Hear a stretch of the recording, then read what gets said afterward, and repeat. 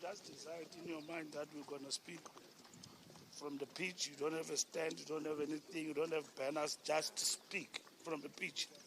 We are hoping that we're going to speak from the No, but you should be, no, from the heart. How do I speak from the heart when you prepared the statement? We agreed on the statement and a press conference at 1 o'clock for lunchtime. Unless you want to do it inside the room where the secretary.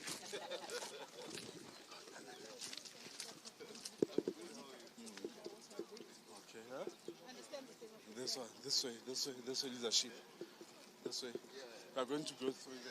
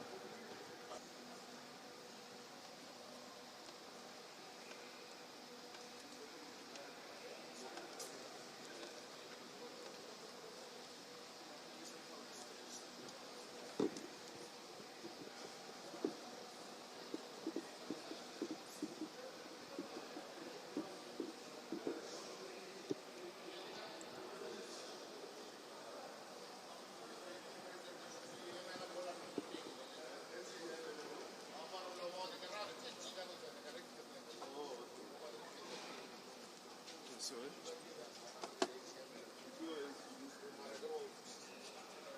For the SG. Let's make way for the SG. Sorry, okay.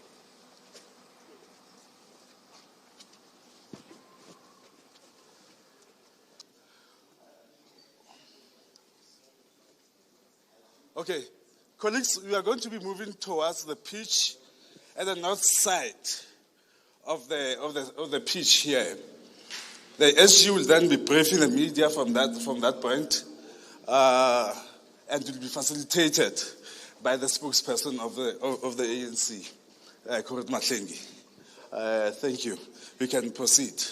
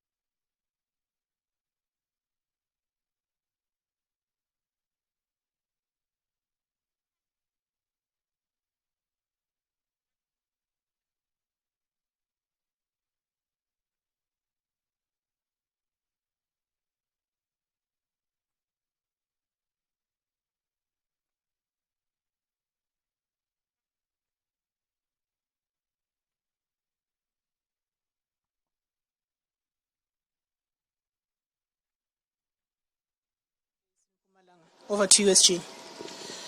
Thank you very much, members of the media. On behalf of the National Executive Committee of the African National Congress, it's my singular honor to stand here today to outline to you the build-up programs and the celebrations of the ANC 112th anniversary. We have arrived here in Mpumalanga, the province of the rising sun, with our first meeting of the National Executive Committee of the ANC. The meeting have commenced with a political overview of the President. We have just finished presenting the annual report of the National Executive Committee. The Secretary General of the ANC, in terms of Rule 16.6.5, is expected to present an annual report to the National Executive Committee. That annual report is an account of the National Executive Committee's work for the past year, and that account goes to the structures of the organization, all our branches, regions, and membership of the ANC. That report has been presented. We'll now get a report from the M&E, Monitoring and Evaluation, led by 2nd DSG, Marupini, on the interventions that have been made in the past year in terms of the work that has been done in government in terms of what we called different activities of manifesto review that have taken place in the country. Comrade Marupini and Phoebe Potgieter, our head of research, will present that report this afternoon here in the meeting of the National Executive Committee. And thereafter, they will also have an opportunity to interface with you about that discussion in the National Executive Committee. They will have presented in the press conference media briefing this afternoon. But that also goes with the presentation on the framework of January 8 statement.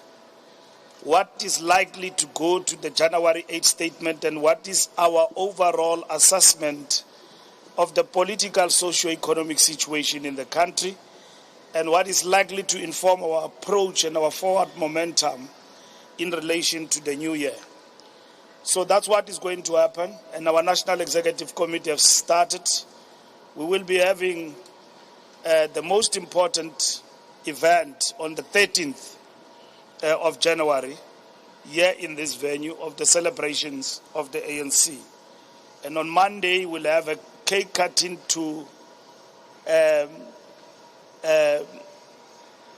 celebrate January 8th birthday of the ANC, which will happen on Monday. Thank you very much. The African National Congress is holding a meeting of its National Executive Committee in Mpumalanga.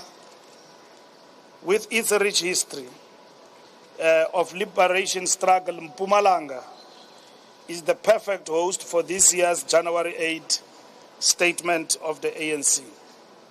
The province has been home to many of South Africa's most prominent liberation struggle heroes, each with their own inspiring story of courage and resilience. From Bethal to Dagaskraal, Emelo to Secunda, Mkizeville to Volksrust, these places remind us of the sacrifices made by those who fought for the freedom and equality of South Africans. Their legacy lives on, inspiring us to continue the fight for justice and equality for all.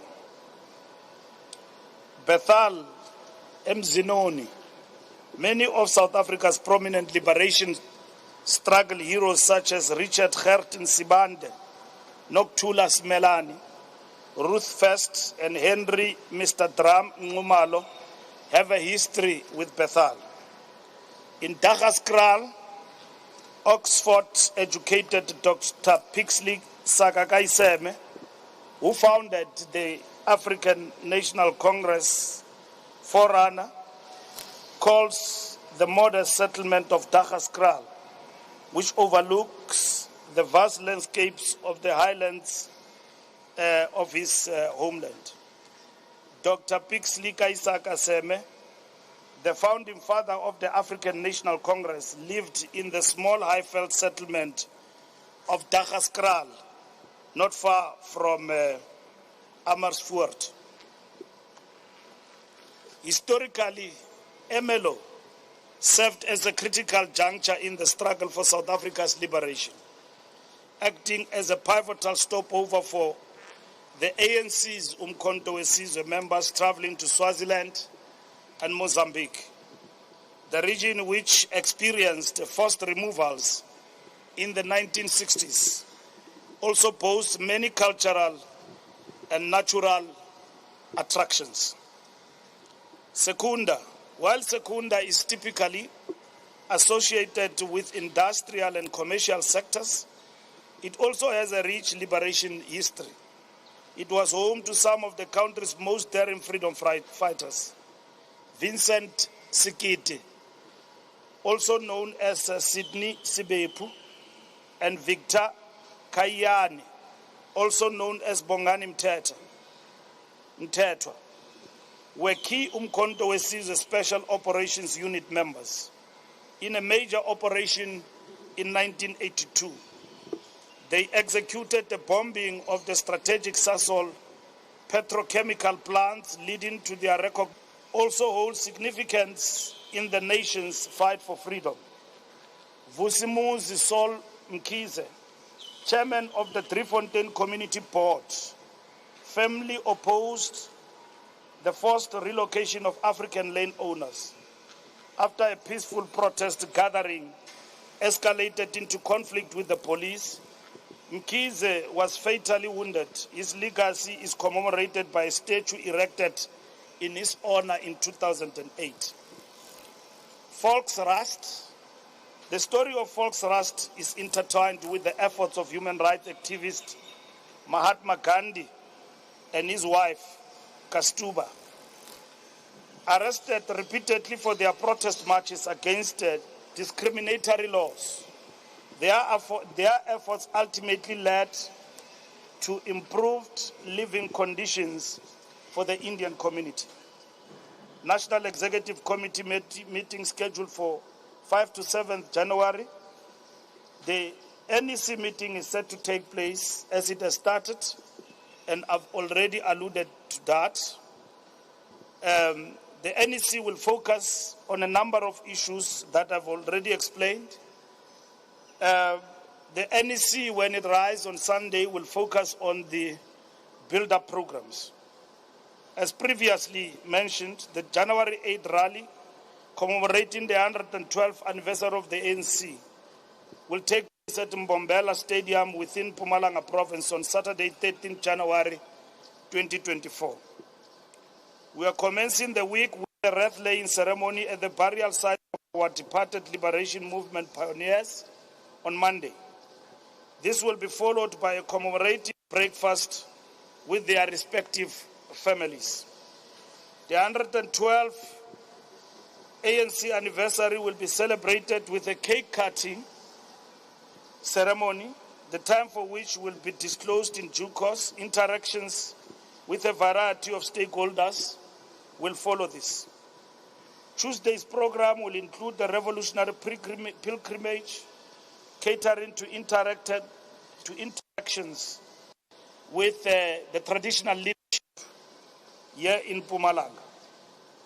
Wednesday will be scheduled includes a session which will focus on poverty, alleviation, programs, and fighting crime. On Thursday, it will focus on interaction with young people who have been supported through government programs, but also their own story and their own challenges, and interacting in a conversation with the leadership of the ANC. This will happen from all four corners of this province, from east to south, north, south to north, and east to west. We will interact with all beneficiaries in our democracy in terms of government programs that are aimed at addressing the question of skill shortage and upskilling, particularly those who may characterize as the disengaged, but also who are beneficiaries in terms of scarce skills, who have not had an opportunity to have these skills except being supported by the ANC government. We will also have marches of reclaiming the night, because we believe that the fight against crime, it's a partnership between communities and government. And of course, the police are an integral part of that particular work. And that will actually happen as well on Wednesday. So a partnership between communities and the civil society in the fight against crime is important. Creation of street committees in the fight against crime are important. Working together with the police and further boots on the ground that have been released by the Department of Police, that is to be welcomed. But we need to nudge and ensure that we entrench this partnership in the fight against crime.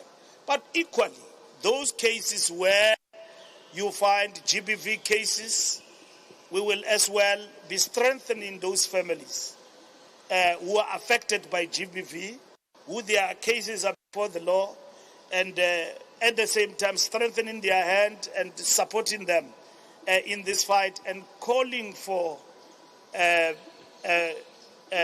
conviction on those who have perpetrated acts of violence. But at the same time, what is the role of the state and government in relation to the victims? How are they being attended to when they go to police stations and all of that? But equally, conscientizing the rest of society and mobilizing that the fight against GBV is for us all. It has got no color, it's got no riches. It is a societal struggle, but equally, it is about me and you, and at the same time, to deal with the phenomenon that is eating the moral fiber of our society, which is called gender-based violence. And this is what we need to deal with in our efforts of mobilizing of society.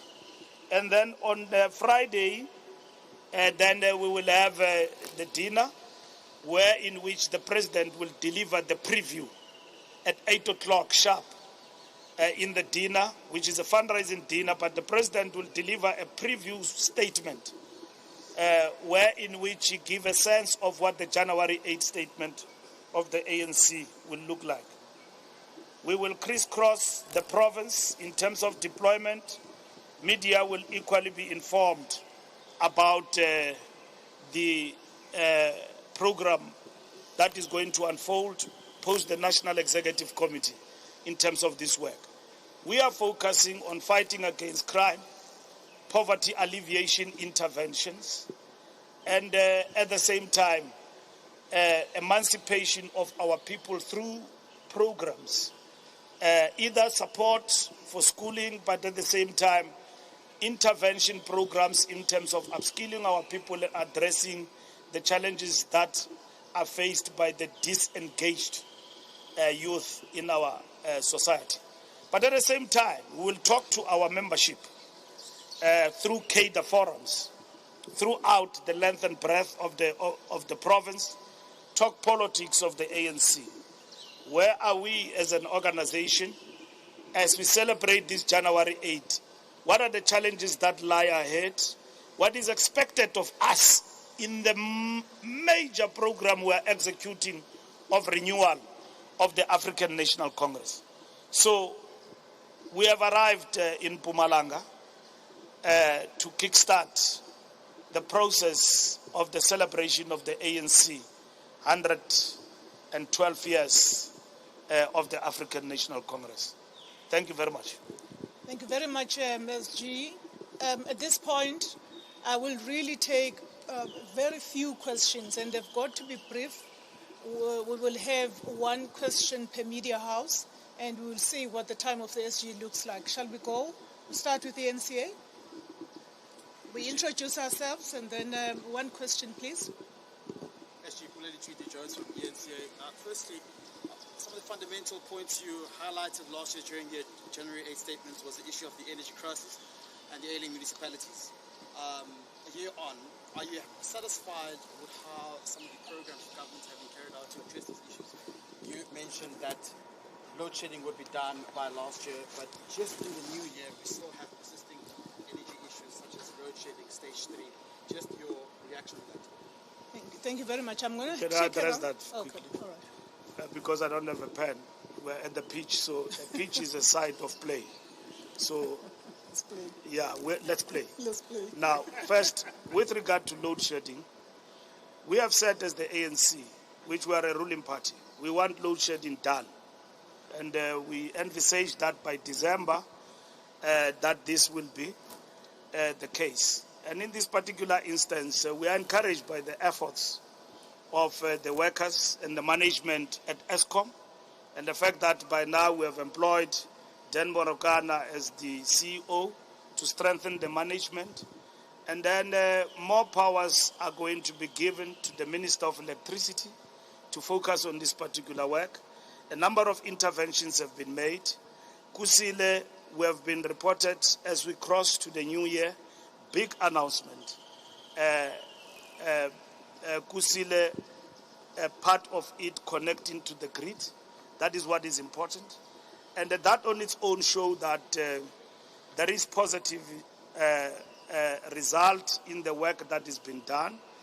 And of course, we want load shedding gone, like yesterday and permanently.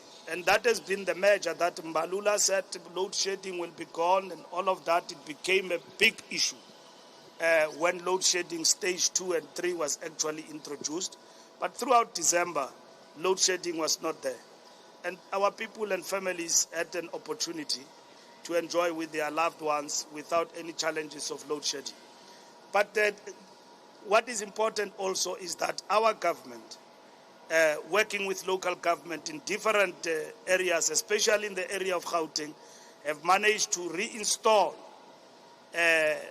the broken, what do we call them? Transformers in the different areas, connecting communities back to the grid.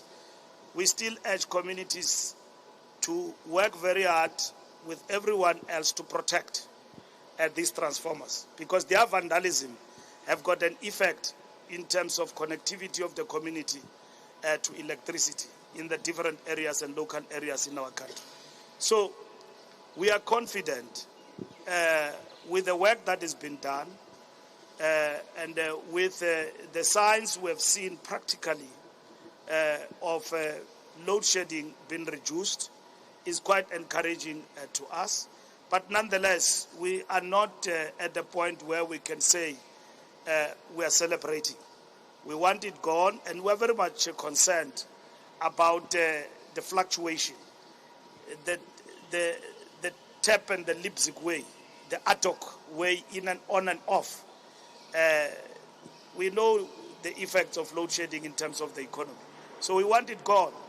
And we know that load shedding is being used and is going to be used in the campaign against the ANC government. And in this particular instance, it is against that background that it is in our interest, not only for an election, but for South Africa as a whole, that we deal with this matter, not just as a political issue, point scoring and plastering up cracks, and then only to find that this thing is not gone. We must deal with it, only glimpses of positivity in terms of load shedding gone, and now we're at stage 3 and all of that. Of course, it does dampen the spirit, but it does also show that there's a lot of work that has been done, and we will be celebrating overly if ever load shedding by December, as we had called upon ESCOM and everyone to do so that would have been the case. Now that it is not done, we are still encouraged by the efforts, and we are only saying to ESCOM, continue to do more and make it a point that this load shedding is done once and for all. That's where we stand. I'm going to take my colleague over there. One question, please.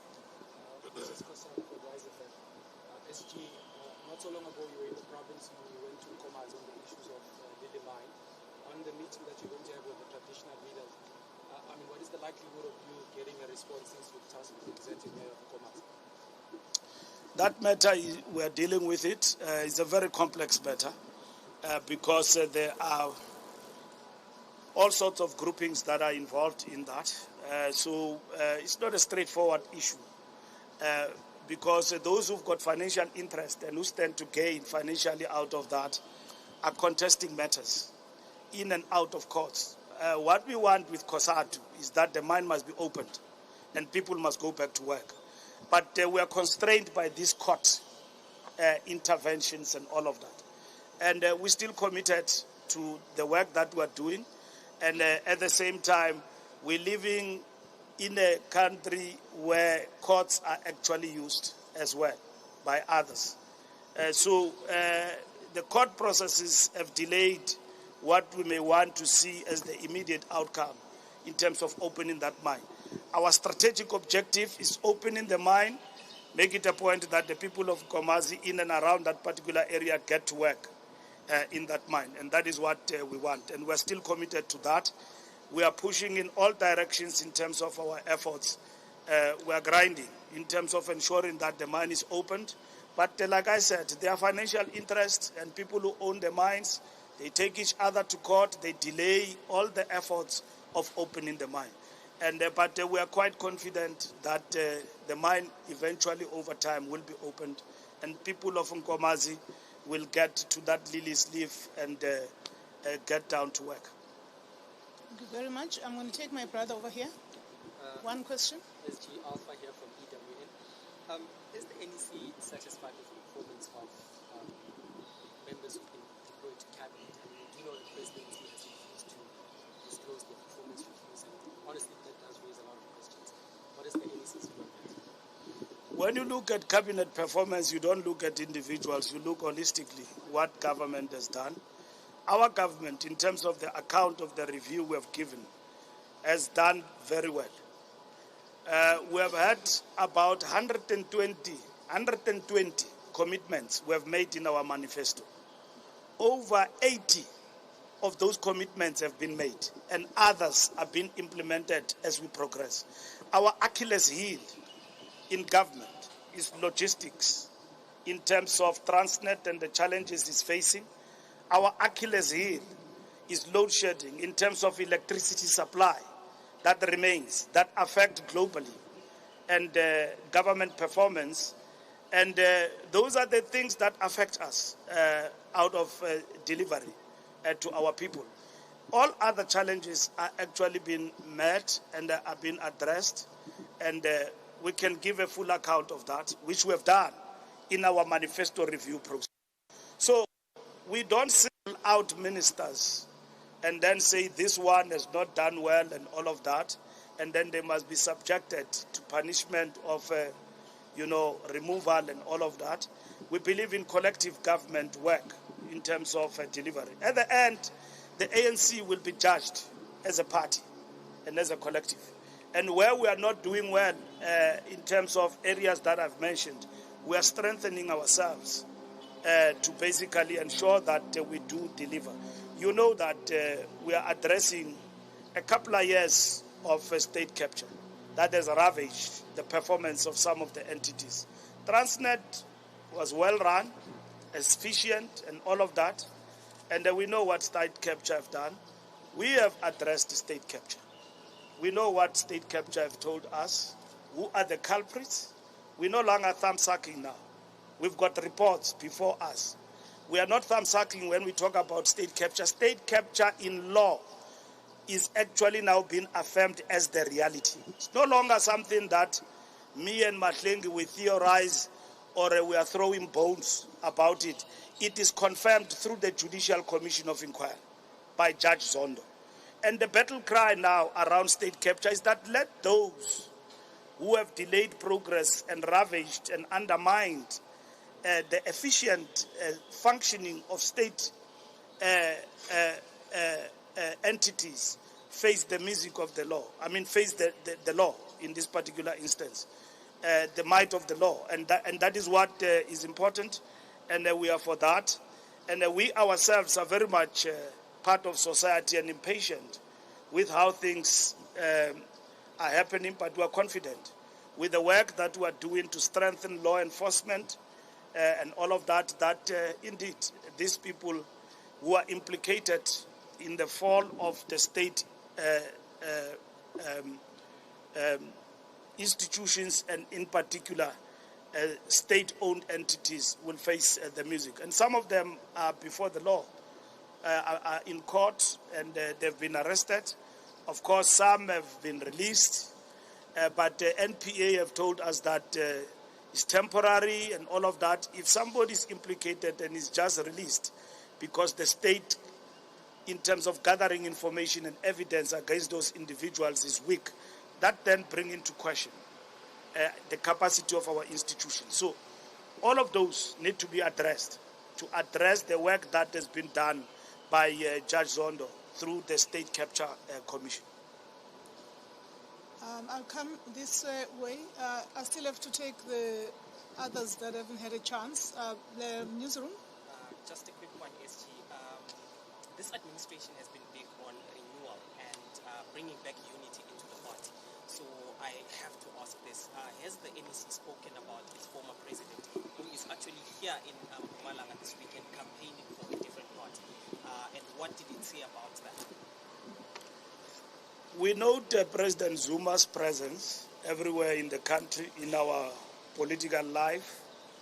The NEC have directed that we will reflect on President Zuma and the statements he have made, and his endeavors to launch or to establish MK Party, which has been registered as a political party. We will deal with that matter at length and in depth at the right moment. There are a lot of things that have been said every day, some which we believe are distortions and are far from the truth. But we're not going to respond in snippets. Our constitution is very clear. There is no two parties. There is no party called MK existing in our name through somebody who wants to be a savior of the party or a messiah. There is no such. In the ANC, you resolve your issues in the party. We have had difficulties over time through different epochs and periods of transition and all of that. That has actually happened. So this thing is not new. When people were disgruntled, were not happy, bundled about, and what will they form? So that has happened in the life of this organization. And COPE today is dead, basically. Many members have come back to the ANC. Very few are still on the other side. So the ANC remains. The ANC does not belong to Mbalula. It does not belong to President Ramaphosa. And there's no ANC of Ramaphosa. There's no ANC of Thabo Mbeki. There's no ANC of Mandela. There's ANC of our ancestors, which will remain for many generations to come. We talk renewal because it's either we adapt or die. At a given point in time, we commit mistakes, and then we say to our people who have heard from the path we're following, and then we are on the path of renewal. In our last manifesto, in the last election, the reason why people voted us, we said to them, we admit that in the past 10 years, you have given us this opportunity to lead, who have veered off the path of what is expected in terms of the values of the ANC. Give us another chance. We are embarking on the process of renewal, which is what we have done as an organization. So we are on the path of renewal, and that is it. Any distortions politically that have been peddled out there. We are going to respond to them at an appropriate time. And it's not that we will leave them hanging and not respond. We will respond. And all what we are saying to our members, let's focus on the task. Let's focus on the task. The task at hand is the liberation of our people from poverty, the fight against crime, to ensure that there are jobs in this country. The people of South Africa will not vote for the ANC because we had a squabble with President Jacob Zuma. The people of South Africa are going to vote for the ANC because we fought load shedding, we fought state capture, we fought corruption, and we create jobs. That's what the people of South Africa want. The people of South Africa do not want us to come to Moses Mabhida, to come to this wonderful stadium to celebrate, and then the manifesto or the January 8th statement is Jacob Zuma. They are not interested in that. President Zuma himself has had his time as president. He can go look at his own track record and praise himself. That I've done this, I've done that. He did the things that he did because of those were ANC policies. Where he has had weaknesses, the ANC has suffered dearly. EFF rose from a mere party of no percent to 10% during his tenure as the president because of Nkandla, because of a state capture and the Guptas, and became a bigger party. So that is what has happened. They disrupted parliament, and then that is it, and then their numbers increased.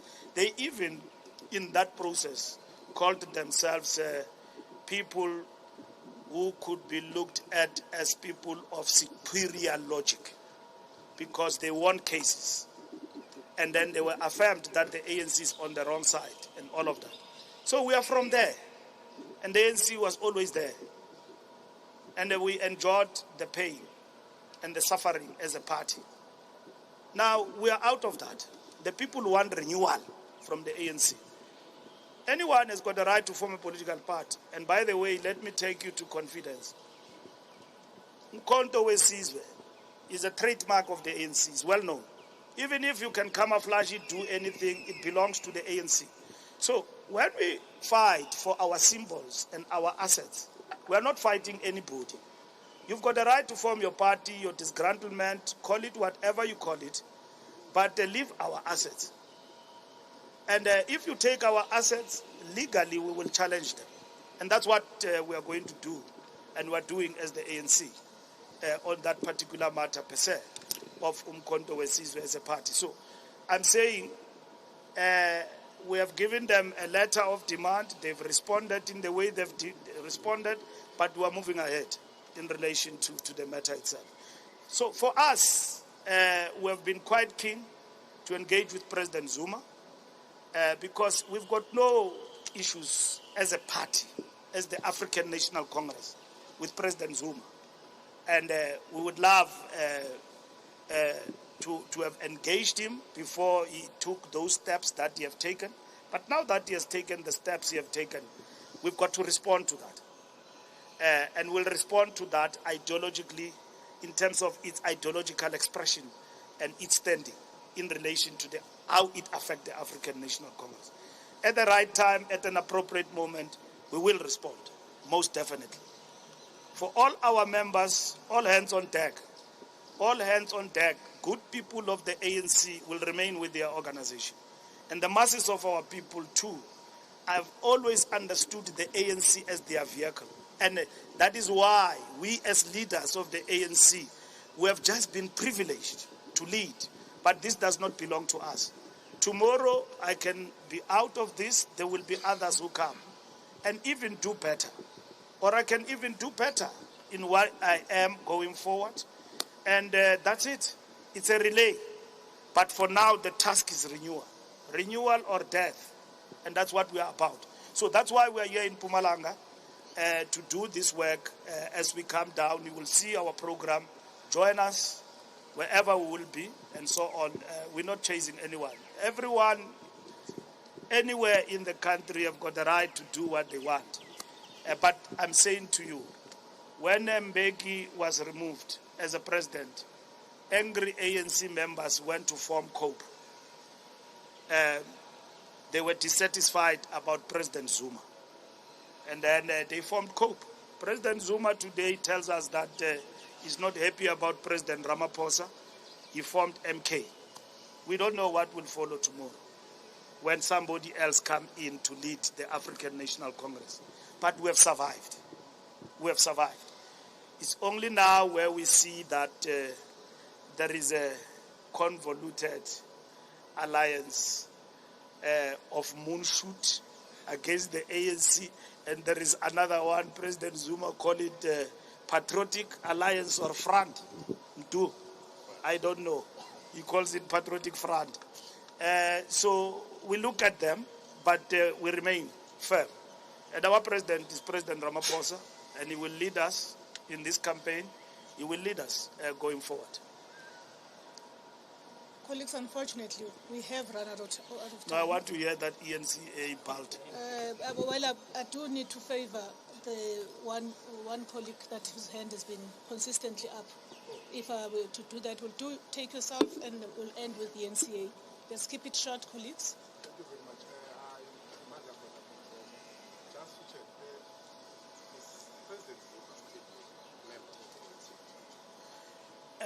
President Zuma, in terms of his membership of the ANC, will respond at an appropriate time. But you must go and read the constitution of the ANC, Rule 25. What does it say? In terms of members of the ANC who undertake activities that President Zuma has undertaken. So we are all members, we are equal before the ANC constitution. So there is no supreme leader in the ANC. Even Ramaphosa is not a supreme leader. If Ramaphosa commit mistakes, it's because the ANC have allowed him as a person.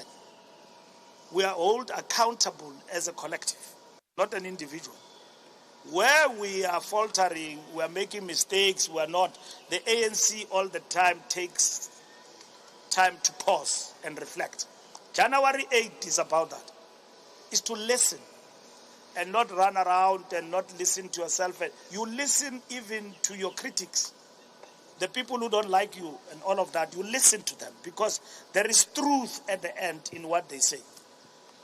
If we are slower in certain areas, we need to listen to that. Unfortunately, we did not have that opportunity to engage with our elder, our leader, former leader, who at any given point in time, like all leaders of the ANC, convene us from time to time to engage us. Here are the issues and so on that we need to talk about and so on. We are disappointed but not shocked.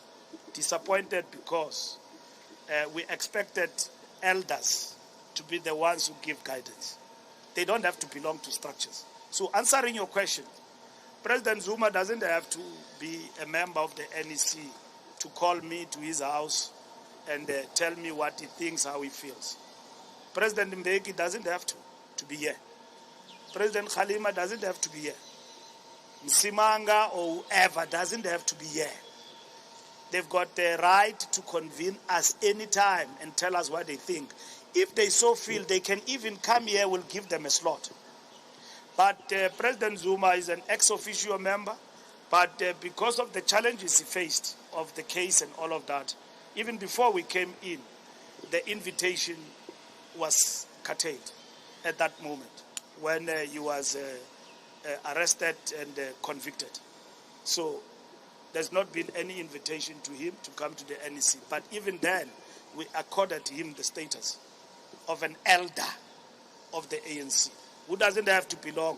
Even anyone can come to the rally on Sunday and all of that. They will not be dismissed. Yeah. So ANC ngekazi, some of them. And he will probably say to you, I don't need a membership to be a member of the ANC. I'm a member, even if this and that happens. But we are guided by the Constitution. The center must hold.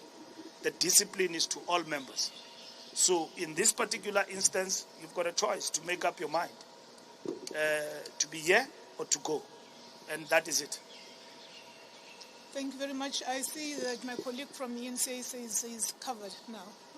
Can you just give that indication again? All right. Thank you very much to you, members of the media. We will keep you updated on the live briefings that are going to be taking place. Do look out for the updated media advisories that will be coming out twice a day, up until January the 8th. Thank you very much, SG. Thank you. Happy New Year.